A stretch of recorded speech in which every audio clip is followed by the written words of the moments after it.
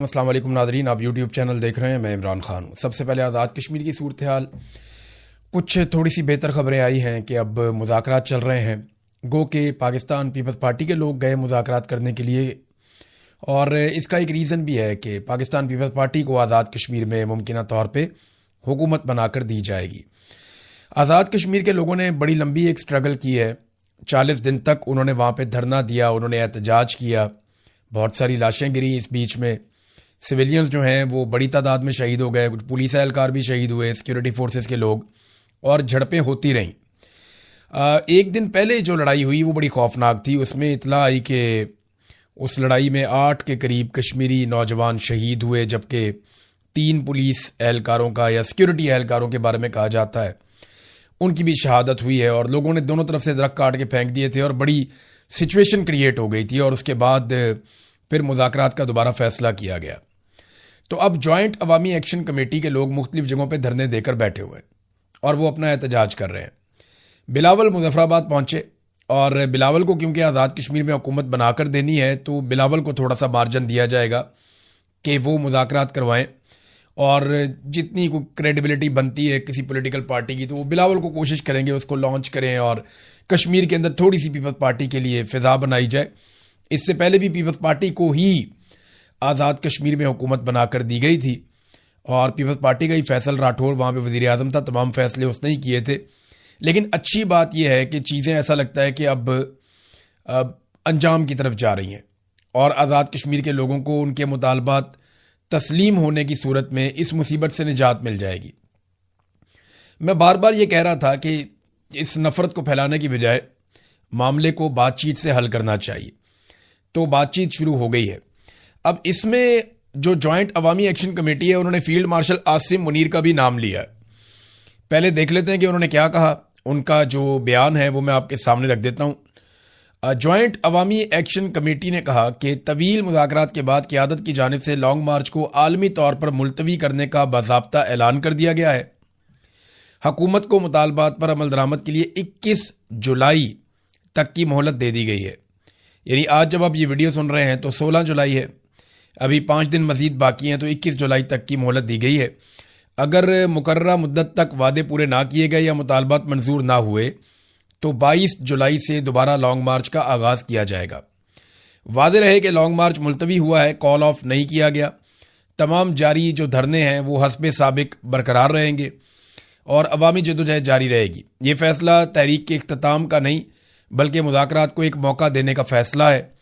اب نگاہیں حکومت کے عملی اقدامات پر ہیں، اگر وعدے پورے ہوئے تو یہ عوامی جدوجہد کی کامیابی ہوگی، اور اگر وعدہ خلافی کی گئی تو 22 جولائی کو عوام دوبارہ اپنے آئینی اور پرامن حق کے لیے میدان میں ہوں گے۔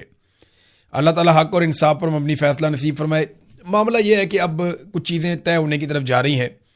اس کا ریزن یہ ہے، نہ تو آزاد کشمیر کے عوام پیچھے ہٹتے ہیں اور نہ اسٹیبلشمنٹ اپنے موقف سے پیچھے ہٹ رہی تھی۔ مسئلہ زیادہ آ کر پھنسا ہوا تھا 12 نشستوں پر، تو وہ جو 12 نشستیں ہیں وہ گلے کی ہڈی بنی ہوئی ہے۔ اسٹیبلشمنٹ کو یہ پتہ ہے کہ ان 12 نشستوں کے ذریعے سے ہی بڑے آرام سے آزاد کشمیر میں حکومت بنائی جا سکتی ہے۔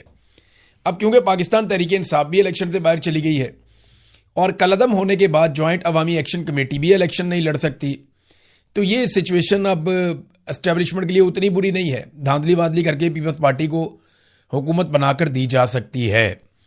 اب اس میں ایک اور جو ڈیولپمنٹ ہے وہ میں آپ کے سامنے رکھتا ہوں، جس میں جوائنٹ عوامی ایکشن کمیٹی نے کہا کہ انہوں نے فیلڈ مارشل عاصم منیر کو موجودہ حالات کے تناظر میں 13 جولائی کو ایک خط لکھا تھا، اور 14 جولائی 2026 کو ان کو وہ خط ملا تھا، اور تمام حالات انہیں بتائے گئے تھے عاصم منیر صاحب کو، اور انہوں نے فوری طور پہ جناب سید قمر رضا صاحب چیئرمین اوورسیز پاکستانی فاؤنڈیشن کو اپنا نمائندہ مقرر کرتے ہوئے جموں کشمیر جوائنٹ عوامی ایکشن کمیٹی کی طرف بھیجا۔ اب وہ کہتے ہیں جناب کہ جو مذاکرات ہیں وہ 15 جولائی کو ہوئے، یعنی کل کے دن میں مذاکرات ہوئے، اور انہوں نے اپنے مطالبات سامنے رکھے اور ان کے اوپر بڑی ڈیٹیل بات چیت ہوئی۔ اب جو قمر رضا صاحب ہیں، انہوں نے جو اوورسیز فاؤنڈیشن کے سربراہ ہیں، انہوں نے کہا جی کہ لانگ مارچ آپ روک لیں، اور اس بات کی انہوں نے یقین دہانی کروائی کہ تمام مسائل بات چیت کے ذریعے حل کیے جائیں گے۔ تو اب 5 دن کا ٹائم رکھ دیا گیا ہے، دھرنے جاری رہیں گے، لانگ مارچ نہیں کیا جائے گا، یہ ہے جناب معاملہ۔ تو پیپلز پارٹی بھی اس میں آ گئی، فیلڈ مارشل عاصم منیر کا نام بھی اس کے اندر آ گیا ہے. تو اب اندر کیا چل رہا ہے وہ میں آپ کو بتا دیتا ہوں. میری وہاں پہ جو مقامی صحافی ہیں یا جو یہ جوائنٹ عوامی ایکشن کمیٹی کے لوگ ہیں جو لوگ دھرنے میں موجود ہیں, ان لوگوں کے ذریعے سے جو میرے پاس انفارمیشن پہنچی وہ کیا ہے.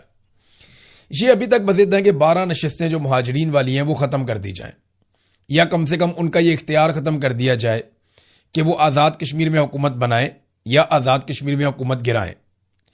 تو کم سے کم یہ تو کیا جائے.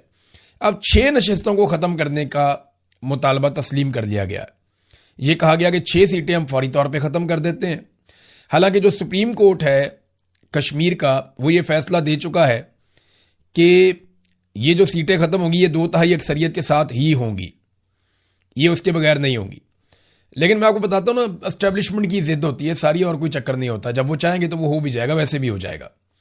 تو 6 نشستیں وہ کہتے ہیں جی ختم کر دی جائیں گی. 6 نشستوں کا فیصلہ الیکشن کے فوراً بعد ہو جائے گا.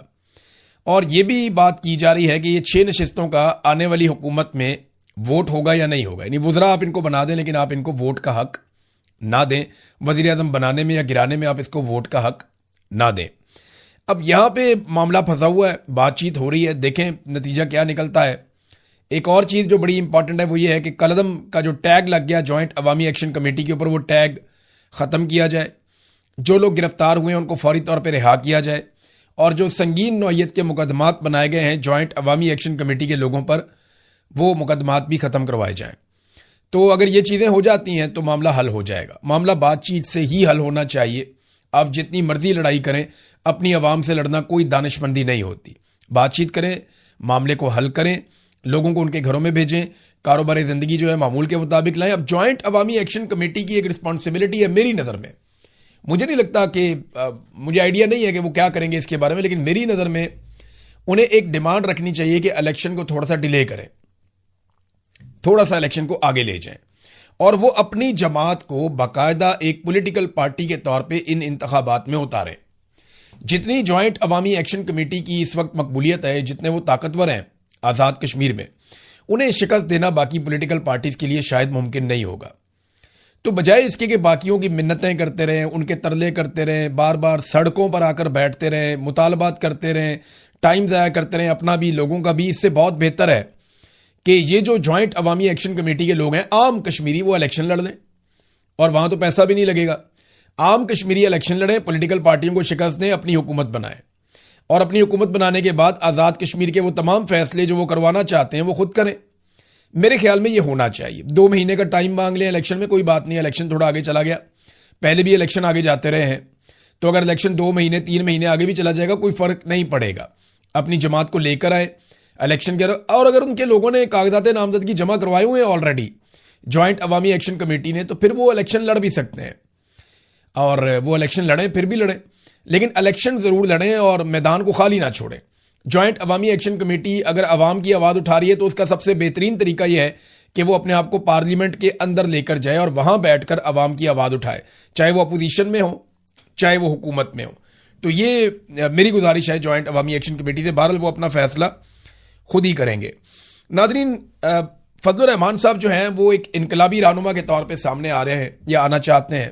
حقیقت کیا ہے یہ تو اللہ رب العزت ہی جانتا ہے, دلوں کی بات تو ہم نہیں کر سکتے, لیکن ٹریک ریکارڈ ہم جانتے ہیں. فضل الرحمان صاحب جس وقت رجیم چینج آپریشن کے سب سے بڑے اعلی کار بنے ہوئے تھے, جب فضل الرحمان صاحب جرنیلوں کے کہنے کے اوپر عمران خان صاحب کی سرکار کو گرا رہے تھے اور ایک جعلی حکومت جو امپورٹڈ سرکار ہے اس کو لا کر مسلط کر رہے تھے, جس میں امریکہ کا آشیرواد بھی حاصل تھا ان کو, تو اس وقت بھی فضل الرحمان صاحب اینٹی اسٹیبلشمنٹ باتیں کرتے تھے. اس وقت بھی فضل الرحمان صاحب ایسی تقاریر کیا کرتے تھے جس سے ایسا لگتا تھا کہ شاید فضل الرحمان صاحب انقلابی ہیں, تاکہ عوامی تائید یا عوامی حمایت ان کے ساتھ رہے. تو اب ہم نہیں جانتے کہ فضل الرحمان صاحب واقعی انقلابی ہو گئے ہیں یا ایک نیا کھیل کھیلا جا رہا ہے. دیکھیں, اس طرح کا سٹیٹمنٹ اگر عمران خان دے دیتے یا پاکستان تحریک انصاف کا کوئی اور بندہ دے دیتا یا کوئی اور ایسی جماعت جو واقعی میں اینٹی اسٹیبلشمنٹ ہے وہ ایسا سٹیٹمنٹ دیتی, تو اب تک بے شمار کاروائیاں ہو جاتی. لیکن فضل الرحمان اور ان کے لوگ ڈٹے ہوئے ہیں.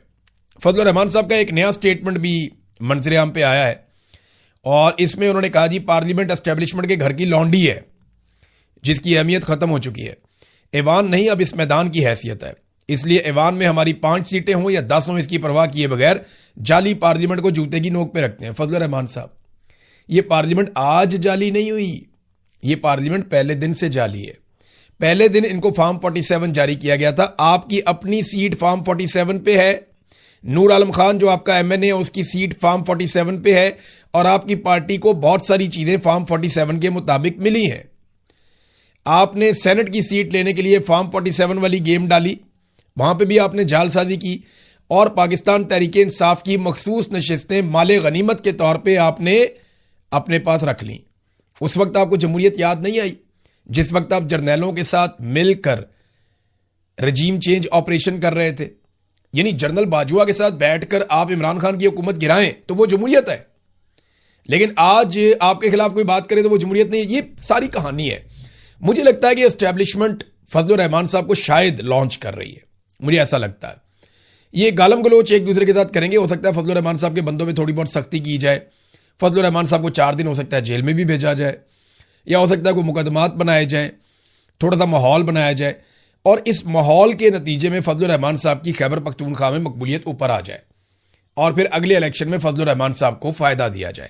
یہ بھی ممکن ہے، کیونکہ دیکھیں اگر عمران خان صاحب کی اگر مقبولیت کو اس وقت کم کرنے کی کوشش کرنی وہ تو ہو نہیں سکتی، تو ان کے مقابلے میں کسی اور کو اگر مقبول بنانا ہے تو اس کو اینٹی اسٹیبلشمنٹ بنانا پڑے گا۔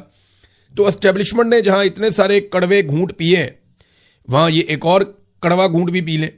یعنی جرنیلوں سے خفیہ ملاقاتیں انہوں نے کی، ظلم کے اوپر انہوں نے خاموشی اختیار کی، رجیم چینج آپریشن کے مرکزی کردار کے طور پہ کام کیا، مخصوص نشستیں انہوں نے قبول کی، آئینی ترمیم کے اندر انہوں نے بار بار سہولت کاری کی، فارم 47 انہوں نے قبول کیے، اور اب بھی اقتدار میں حصے کی لڑائی ہے۔ جب اقتدار میں حصہ مل گیا تو فضل الرحمان صاحب خوش رہیں گے ہمیشہ، کیونکہ ان کی اصولی سے زیادہ وصولی کی سیاست ہوتی ہے، یہ ہم ہمیشہ دیکھتے رہے۔ جاوید ہاشمی صاحب نے بھی انکشاف کیا، انہوں نے کہا جی فضل الرحمان صاحب سے میری جب بات ہوئی تھی تو انہوں نے کیا کہا تھا، یہ ذرا جاوید ہاشمی صاحب کا جو سٹیٹمنٹ ہے وہ بھی آپ دیکھ لیں۔ انہوں نے کہا میری جب فضل الرحمان سے بات چیت ہوئی تھی کچھ عرصہ پہلے، تو ابھی انہوں نے تقریر کی ہے، ان کی جماعت نے ان کے موقف کی تائید کی ہے۔ فضل الرحمان سے میرا کوئی تعلق نہیں ہے، ان کے والد سے میرا ایک تعلق تھا، قرآن سنتا رہا میں ان کے قدموں میں بیٹھ کے۔ تو مولانا صاحب نے بات تو سچ کی ہے، لیکن پروین شاکر کا ایک شعر یاد آتا ہے کہ بات تو سچ ہے مگر بات ہے رسوائی کی۔ کچھ عرصہ پہلے میری مولانا صاحب سے ملاقات ہوئی تھی، مولانا صاحب نے مجھے بتایا کہ الیکشن سے 15 مہینے پہلے، یعنی 1.25 سال پہلے، پاکستان کے مالکوں نے ان سے رابطہ کیا تھا، اور الیکشن کے نتائج کا فیصلہ 15 مہینے پہلے کر لیا گیا تھا۔ اس وقت فضل الرحمان صاحب نہیں بولے۔ جب پاکستان کے مالک یا جرنیل فضل الرحمان صاحب سے رابطہ کر کے الیکشن سے 15 مہینے پہلے یہ بتا رہے تھے کہ جناب الیکشن کے یہ نتائج آنے ہیں، اس وقت نہیں انہوں نے پول کھولا کہ جناب الیکشن تو پہلے سے ہی رگ ہو گیا، لیکن جاوید ہاشمی صاحب کو وہ یہ بتا رہے ہیں بعد میں۔ پھر فضل الرحمان صاحب کی کیونکہ 15 سیٹیں بتائی گئی تھیں، وہ 5 نکلی بعد میں، تو ان کو بڑا پرابلم ہو گیا اس کے ساتھ۔ پھر انہوں نے ایک اور بات کی فضل الرحمان صاحب نے، اور محمود اچکزئی صاحب نے بتائی کہ 50 ارب روپے میں اسمبلی کی نشستیں فروخت کی گئی ہیں۔ تو اس طریقے سے اگر 2 نمبری ہو رہی ہے جو جاوید ہاشمی صاحب نے بھی اب بے نقاب کی ہے، تو اگر یہی الیکشن کروانے ہیں تو آزاد کشمیر میں بھی نہ کروائیں، آپس میں ہی فیصلہ کر لیں کہ جس کو بٹھانا ہے جس کو نہیں بٹھانا۔ فضل الرحمان صاحب نے ہمیشہ یہودی کا کارڈ کھیلا، مذہب کا کارڈ کھیلا اپنے مخالفین کے خلاف، خاص طور پہ عمران خان کو ہمیشہ یہودی کا ایجنٹ کہا فضل الرحمان صاحب نے، اور یہاں فضل الرحمان صاحب کو اسی صورتحال کا سامنا کرنا پڑا جب مسلم لیگ نون کے رہنما رضا حیات حراج نے یہ سٹیٹمنٹ دیا کہ فضل الرحمان نے را اور موساد کے ایجنڈے کو آگے بڑھایا ہے۔ یعنی جو الزامات فضل الرحمان صاحب دوسروں پہ لگاتے تھے آج ان کے اپنے اوپر لگ رہے ہیں، لیکن کوئی فکر کی بات نہیں ہے، فضل الرحمان صاحب ان معاملات سے بڑے آرام سے نکل جائیں گے، اور جن لوگوں کو لگ رہا ہے کہ کوئی مشکل ہے، نہیں، یہ فضل الرحمان صاحب تھوڑے سے ہیرو بنیں گے اور تھوڑی سی کوشش کریں گے، ایسا لگے گا جیسے انقلابی ہو گئے ہیں، لیکن آپ خاطر جمع رکھیے فضل الرحمان صاحب خود اسٹیبلشمنٹ ہیں، وہ خود ایلیٹ کلاس ہیں، اور وہ خود سٹیٹس کو ہیں، وہ سٹیٹس کو کے بغیر نہیں رہ سکتے، وہ ہمیشہ سے سٹیٹس کو کا حصہ رہے ہیں، وہ آئندہ بھی سٹیٹس کو کا حصہ رہیں گے۔ فضل الرحمان صاحب کبھی کوئی ایسی انقلابی تحریک کا حصہ نہیں بنیں گے جس میں پاکستان کی ملٹری اسٹیبلشمنٹ اور وہ ہمیشہ کے لیے آمنے سامنے آ جائیں، ایسا نہیں ہوگا۔ ناظرین، بلوچستان کی صورتحال میں آپ کو بتا رہا ہوں، فضل الرحمان صاحب کے ایک جملے پہ سب کو بہت غصہ ہے کہ وہ شہداء کی بات فضل الرحمان نے کی، لیکن کیا فضل الرحمان کے اس جملے نے شہداء کی زیادہ تذلیل کی ہے، یا جو شہداء کی لاشیں اس وقت ایک ہفتے سے بلوچستان میں سڑک پہ پڑی ہوئی ہیں وہ زیادہ توہین ہوئی ہے لاشوں کی؟ مجھے بتائیں نا، شہداء کی بڑی توہین کہاں پہ ہوئی؟ فضل الرحمان کے ایک جملے نے شہداء کی زیادہ توہین کی ہے، یا 30 لاشیں جو کوئٹہ میں سڑکوں پہ رکھی ہوئی ہیں اور وہاں پہ متاثرین بیٹھے ہوئے ہیں پچھلے ایک ہفتے سے، وہ لاشیں دفنائی نہیں جا رہی، شہداء کی زیادہ توہین وہاں پہ ہو رہی ہے؟ پہاڑ پہ لاشیں پڑی ہوئی تھی، اٹھانے کے لیے کوئی نہیں جا رہا تھا، وہ شہداء کی توہین نہیں ہو رہی تھی کہ شہداء کی لاشیں پہاڑ پہ پڑی ہوئی ہیں، اٹھانے کوئی نہیں جا رہا؟ پھر لوگوں نے کرایہ کر کے وہاں سے ٹرک اور پک اپس یہ حاصل کی، مزدوروں کو لے کر گئے، وہاں سے لاشیں اٹھا کر اپنی مدد آپ کے تحت لے کر آئے، وہ شہداء کی توہین نہیں تھی؟ تو بلوچستان کے شہداء کے بارے میں کوئی بات کیوں نہیں کرتا؟ جو لوگ روزانہ پرائم ٹائم کے اندر کئی پروگرام کر رہے ہیں فضل الرحمان صاحب کے بارے میں کہ انہوں نے ایک جملہ بول دیا، وہ لوگ بلوچستان میں پڑی ہوئی لاشوں پہ بات کیوں نہیں کر رہے؟ فضل الرحمان کو بعد میں ہیرو بنا لینا بھائی، وہ جو قوم کے ہیرو جن کو دفن ہونا ہے ان کی پہلے بات کر لو تھوڑی سی، کہ ان کی لاشیں پڑی ہوئی ہیں سڑکوں کے اوپر، ان کے بارے میں بات ہی کوئی نہیں کرتا اور بات کرنے کو تیار بھی کوئی نہیں ہے۔ اب یہ BBC کی خبر کے مطابق بلوچستان ہرنائی سے 4 سیکیورٹی اہلکاروں کی مزید لاشیں برآمد ہو گئی۔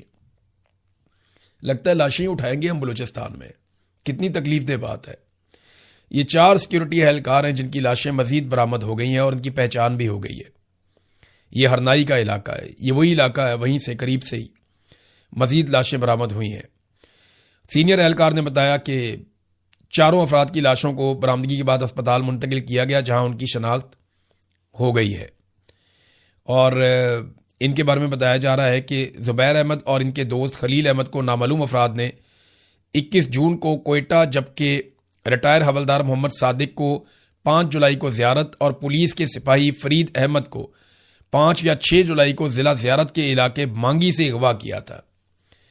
اور یہ بھی بتایا گیا کہ ان افراد کو نامعلوم مسلح افراد نے چند روز قبل ہلاک کرنے کے بعد ان کی لاشیں ضلع کوئٹہ سے متصل ہرنائی کے علاقے شعبان میں پھینک دی تھیں، اور یہیں پہ پولیس والوں کو بھی شہید کیا گیا تھا، یہاں قریب ہی۔ اب آپ اندازہ کریں کہ یہاں پہ پہلے بھی پولیس والے